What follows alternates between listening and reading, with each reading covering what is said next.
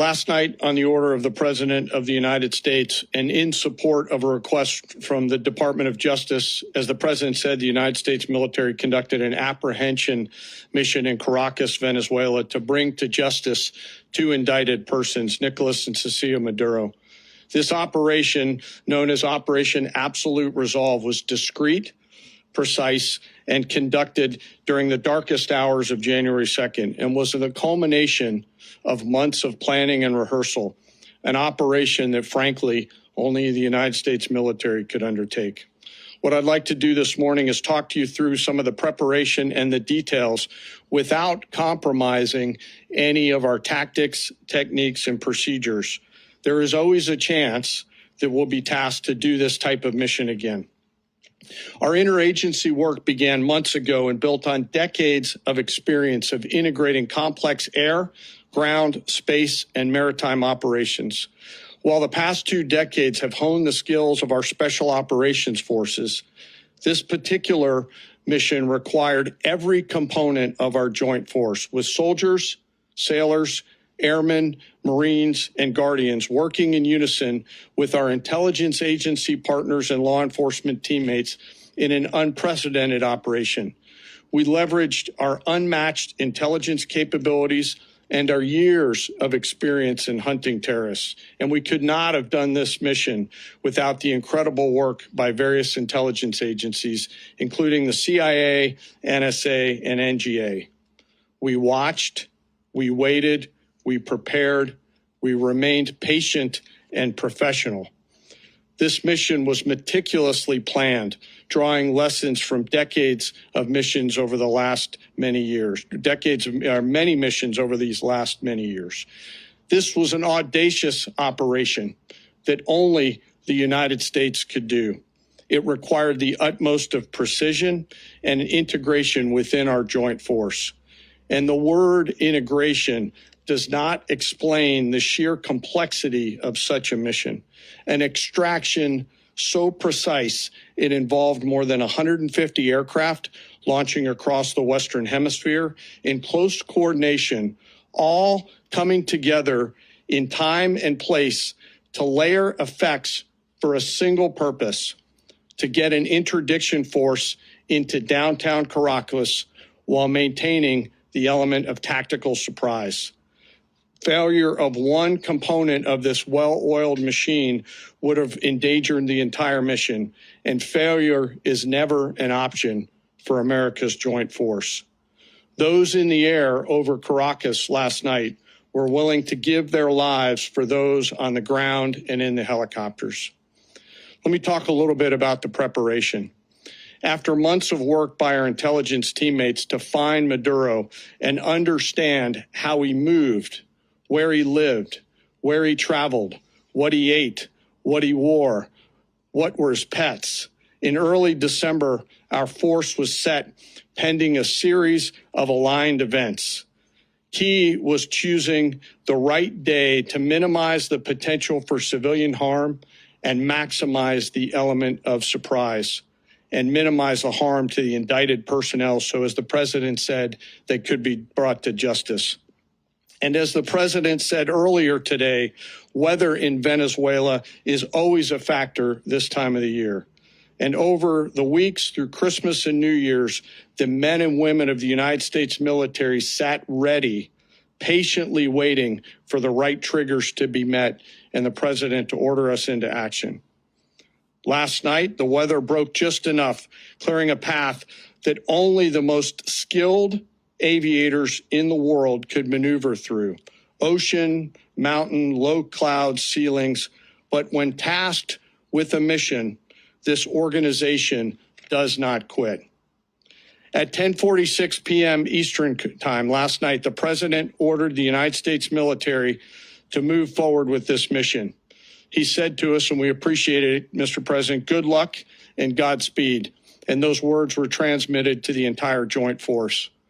Over the course of the night, aircraft began launching from 20 different bases on land and sea across the Western Hemisphere.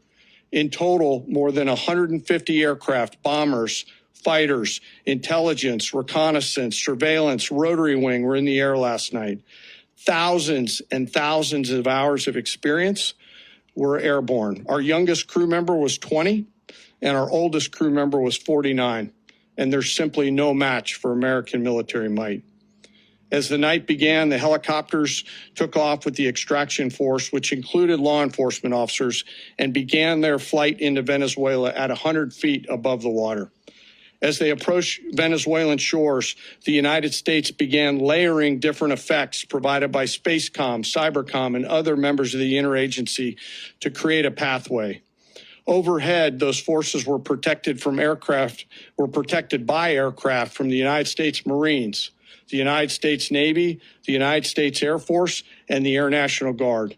The force included F-22s, F-35s, F-18s, EA-18s, E-2s, B-1 bombers, and other support aircraft, as well as numerous remotely piloted drones. As the force began to approach Caracas, the Joint Air Component began dismantling and disabling the air defense systems in Venezuela, employing weapons to ensure the safe passage of the helicopters into the target area. The goal of our air component was, and always will be to protect the helicopters and the ground force and get them to the target and get them home. As the force crossed the last point of high terrain where they'd been hiding in the clutter, we assessed that we had maintained totally the element of surprise. As the helicopter force ingressed towards the objective at low level, we arrived at Maduro's compound at 1:01 a.m. Eastern Standard Time, or 2:01 a.m. Caracas local time, and the apprehension force descended into Maduro's compound and moved with speed, precision, and discipline towards their objective, and isolated the area to ensure the safety and security of the ground force while apprehending the indicted persons. On arrival into the target area, the helicopters came under fire, and they replied with that fire with overwhelming force in self-defense. One of our aircraft was hit, but remained flyable, and as the president said earlier today, all of our aircraft came home, and that aircraft remained flyable during the rest of the mission. As the operation unfolded at the compound, our air and ground intelligence teams provided real-time updates to the ground force, ensuring those forces could safely navigate the complex environment without unnecessary risk. The force remained protected by overhead tactical aviation.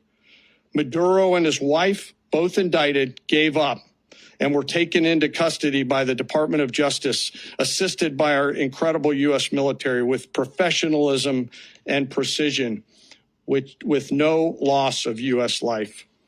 After securing the indicted persons, the force began to prep for departure. Helicopters were called in to exfiltrate the extraction force, while fighter aircraft and remotely piloted aircraft provided overhead coverage and suppressive fire. There were multiple self-defense engagements as the force began to withdraw out of Venezuela. The force successfully exfiltrated and returned to their afloat launch bases, and the force was over the water at 3:29 a.m. Eastern Standard Time with indicted persons on board. And both Maduro and his wife were embarked aboard the USS Iwo Jima. In closing, what we've witnessed today is a powerful demonstration of America's joint force. We think, we develop, we train, we rehearse, we debrief, we rehearse again and again, not to get it right, but to ensure that we cannot get it wrong.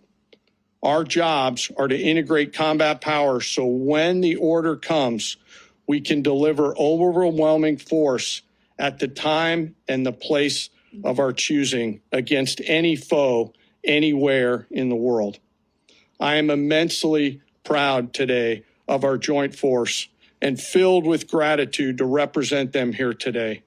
There is simply no mission too difficult for these incredible professionals and the families that stand by them and support them. As we stand here this morning, our forces remain in the region at a high state of readiness, prepared to project power, defend themselves, and our interests in the region. This operation is a testament to the dedication and unwavering commitment to justice and our resolve to hold accountable those who threaten peace and stability.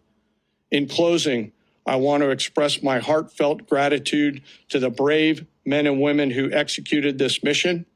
Their courage and tireless commitment to our nation are what makes us strong.